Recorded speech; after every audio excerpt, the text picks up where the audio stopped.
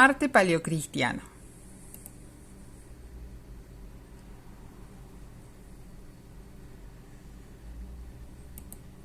El arte paleocristiano es el puente entre el arte clásico de la antigüedad y el arte cristiano de la época medieval.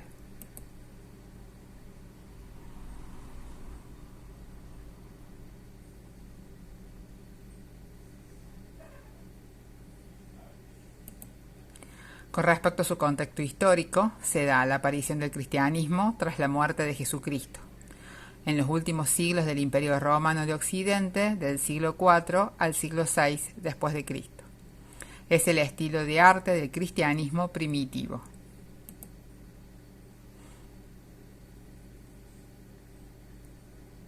Antes del año 311, el Imperio Romano no acepta el cristianismo como religión oficial. Los emperadores decretan persecuciones a los cristianos del imperio.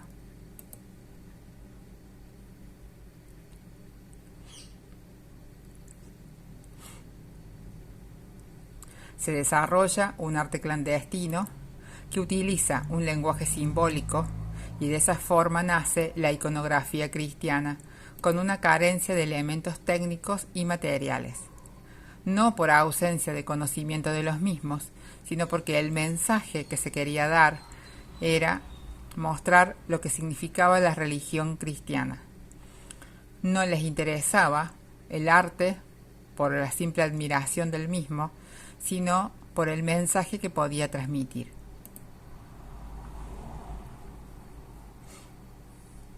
Después del año 311 o 313, de acuerdo a los historiadores, se decreta el Edicto de Milán, en el cual se permite la libertad religiosa, tolerancia al culto cristiano, y el cristianismo se establece como religión oficial en el Imperio Romano. Se comienzan a prohibir los cultos paganos y hay un reforzamiento del poder de la Iglesia. Se da fin a la clandestinidad de la misma y se desarrolla artísticamente lo que va a ser el arte religioso.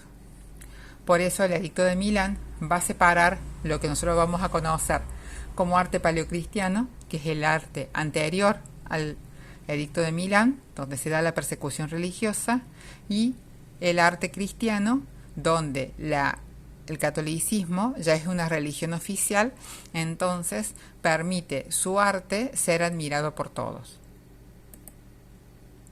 Con respecto a la arquitectura, vamos a ver tres tipos de arquitectura. Las catacumbas, que va a ser la arquitectura más primitiva. Las basílicas, que se van a dar sobre todo a finales del arte paleocristiano. Y las martirias y baptisterios, que también son una representación de lo que va a ser el arte paleocristiano.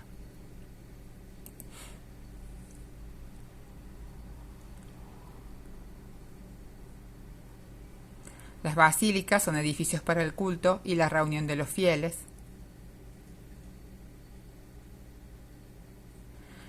Que toma como modelo la basílica romana por dos razones: por su concepción espacial y porque nunca había sido recinto de culto de otras religiones. Acá vemos edificio de planta longitudinal de forma rectangular, con su alzada, con el atrio, con sus naves laterales.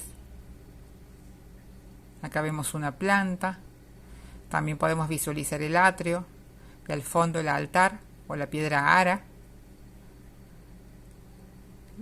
Acá tenemos la estructura de la primitiva Basílica de San Pedro y otras basílicas más importantes de la actualidad. Con respecto a las catacumbas, están las expresiones más primitivas del arte cristiano. Las catacumbas eran galerías subterráneas que conformaban recintos sagrados, donde se daba sepultura y escondite para los cristianos, y se decoraban con frescos o con mosaicos aludidos a la fe cristiana. Estas galerías se hacían, ¿por qué? Porque los romanos a sus muertos los cremaban. En cambio, el cristianismo tenía prohibido quemar a los muertos, sino que los mismos debían ser enterrados bajo tierra. Por ende, los primeros cristianos comenzaron a cavar túneles en donde hacían como especie de sótanos y ahí hacían diferentes huecos en donde colocaban los cuerpos de los muertos. Estos nichos los muertos eran ubicados y si la familia tenía dinero, se tapaban con alguna piedra o maderas. Si la familia no tenía dinero, simplemente se colocaban los cuerpos vendados. Con respecto a por qué hablamos de que es un escondite para los cristianos, porque como no podían ellos manifestar la fe y la religión, se escondían en estos sótanos y de esa forma realizaban las primeras misas. Con respecto a estos sótanos, eran como verdaderos laberintos en donde cuando una vez que se llenaba una habitación se seguía construyendo otra galería en forma más profunda, más hacia abajo, donde se abría nuevamente otra habitación y se construían nuevos nichos. Se llenaban con cuerpos y luego procedían a cavar de nuevo otro túnel, construir de nuevo otra habitación y colocar de nuevo otros cuerpos. Entonces, ustedes imagínense que mientras más profundo era el recinto, los cuerpos eran más nuevos, a nivel temporal hablando. Con respecto a la decoración, por lo general se hacían pinturas, o sea, frescos, que son los menos, y los más eran los mosaicos. ¿Por qué? Porque los mosaicos, como ya hemos visto, se hacían con piedras, y estas piedras eran más fáciles de conseguir que el hecho de tener que hacer las pinturas.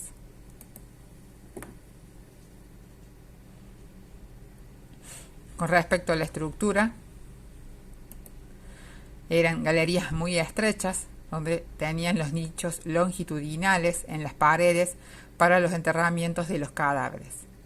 Cuando era alguien importante, su tumba tenía un arco semicircular, o sea, se la colocaba abajo de estos arcos como de medio punto, que generalmente se usaban para poder ir sosteniendo esta estructura de túneles, y ahí se colocaban los cuerpos de las personas más importantes.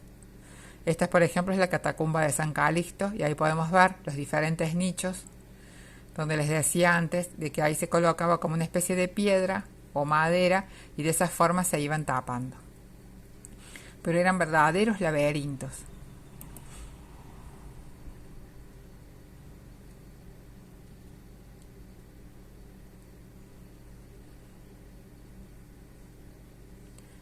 Acá vemos otros ejemplos.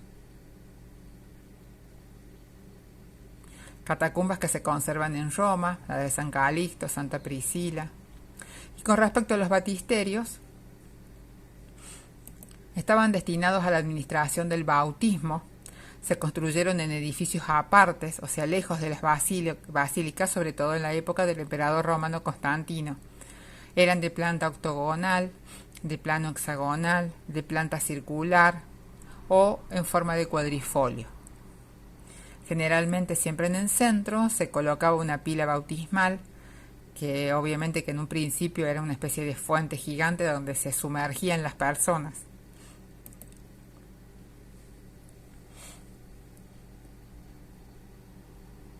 Ahí vemos una estructura.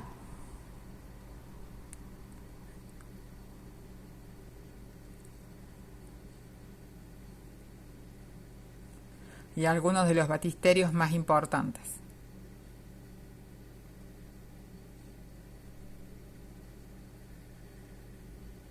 Con respecto a la pintura, vamos a ver un ciclo de imágenes que representan los contenidos dogmáticos de la fe cristiana.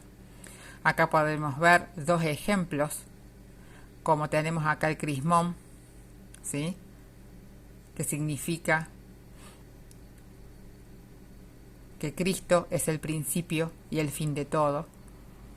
Y acá dos imágenes de pavos reales que representan la resurrección de Cristo.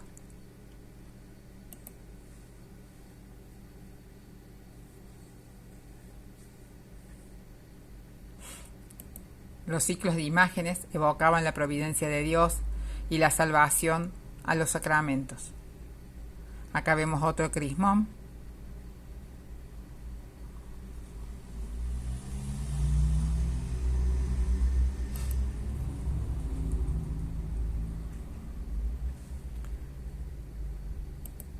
Algunos de los símbolos, podemos observar la vid, la paloma, el pez, el delfín, el cordero, el pavo real, el alfa y el omega, que significaba el principio y el fin, el crismón, que yo les comentaba que era el anagrama de Cristo. Acá tenemos el crismón, pero con el alfa y el omega también.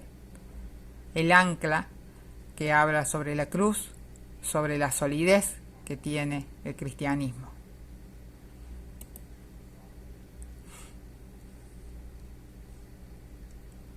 Otros temas: el buen pastor, el Cristo doctor, Adán y Eva, la madre con el niño, Jesús orante. Temas del Antiguo Testamento, como el sacrificio de Abraham, la resurrección de Lázaro, Jonás y la ballena. Plásticamente se va a perder el realismo de la figura romana, no hay cabida para la belleza.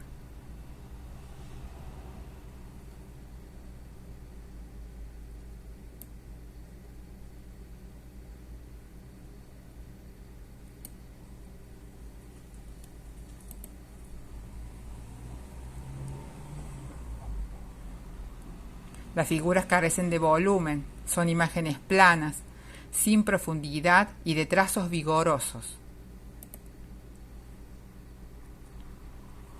Acá vemos una representación del buen pastor en las catacumbas, al lado del Cristo orante.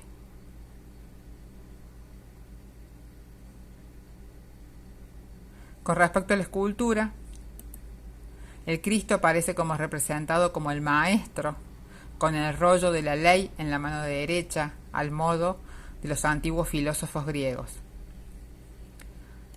Como ustedes pueden ver, esto es un sarcófago en donde, en forma de cómics, por así decirlo, se van narrando las diferentes escenas de la vida de Cristo. Cada una de estas escenas está como en viñetas separadas por estos pilares, en donde se va a manejar el relieve. En este caso estamos hablando de un relieve que sobresale de lo que es el plano general del sarcófago. Siempre vamos a ver el equilibrio que se mantiene, por ejemplo, dado por la cuestión de una figura central, como ustedes pueden ver en todos estos casos, y acompañada de dos figuras secundarias a los costados.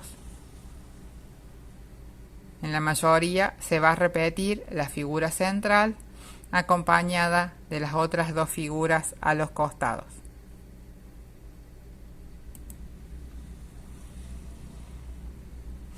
Aparece imberbe el Cristo con su pelo largo, sentado sobre la silla curul, que le otorga poder de juez entre los romanos.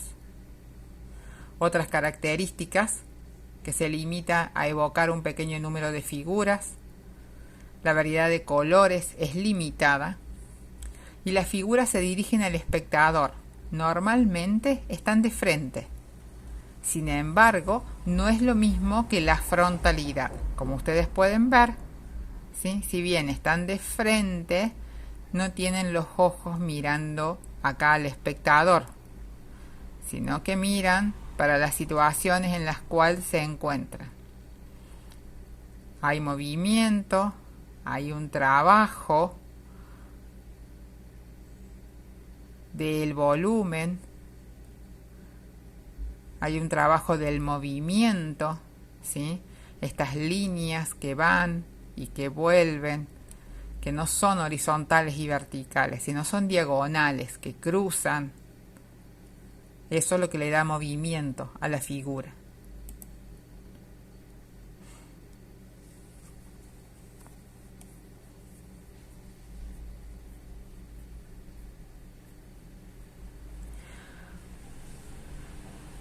Es el desarrollo de los relieves.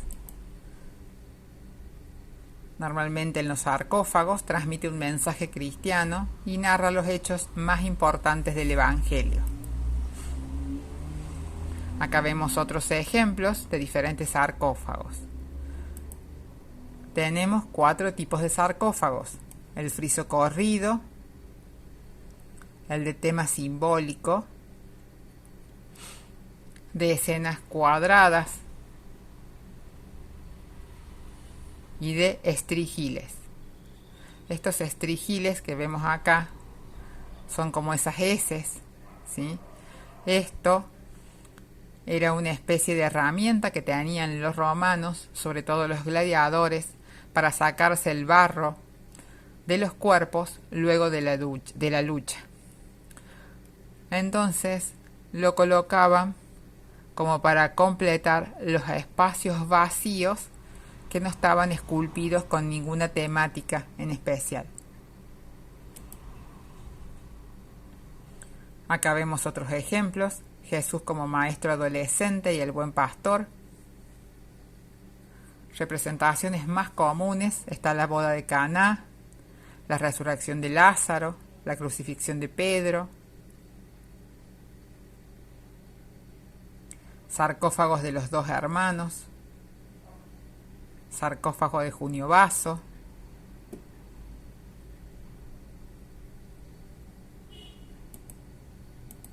Bueno, muchas gracias por su atención.